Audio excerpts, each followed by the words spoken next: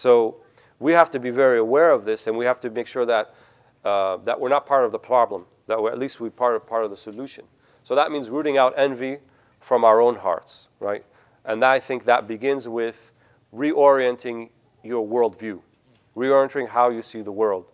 And it's not about the quote-unquote Protestant work ethic, which is the dominant culture in North America, for example. Work hard, you'll be rewarded, you'll get the things that you want. That's actually breaking down now. That's why people like Trump have risen to prominence, because that model is not holding true. Because there are many, many people who are working quite hard, right, for very low wages, and it's going nowhere for them.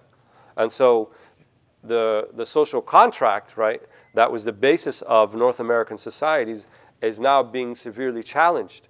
And so this type of rhetoric carries currency. So what we have to do then is realize it never worked, right? It only works in times of plenty, when there's plenty to go around. But when there's times of not plenty, it doesn't work, obviously. So that means it never works.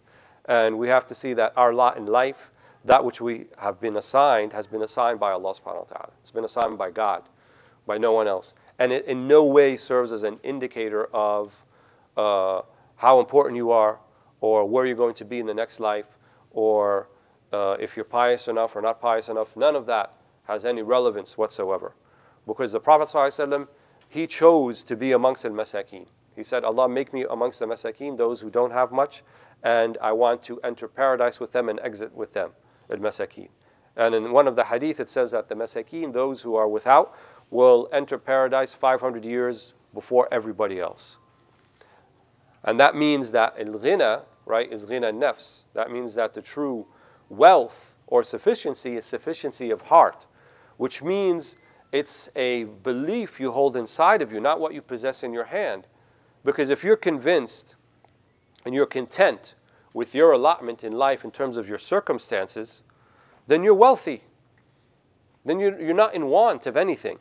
But the person can own 10 yachts and have 10 hotel franchises.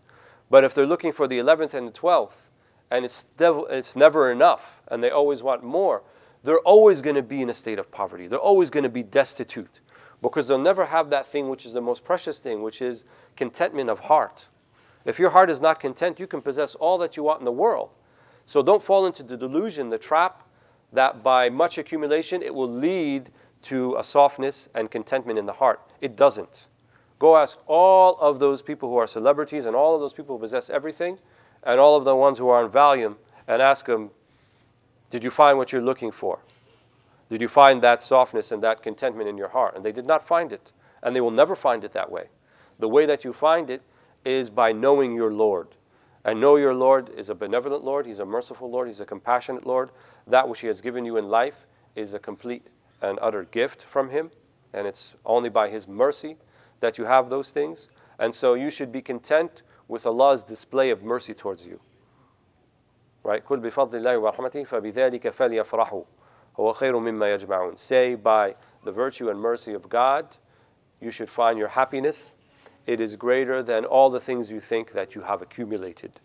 Accumulation will not lead to ghina, right? Will not lead to self-sufficiency of the soul. In other words, not to be in need of other souls for your validation, right? We also look to other people to validate us. You don't need anyone to validate you. You only need Allah subhanahu wa ta'ala to validate what you're doing.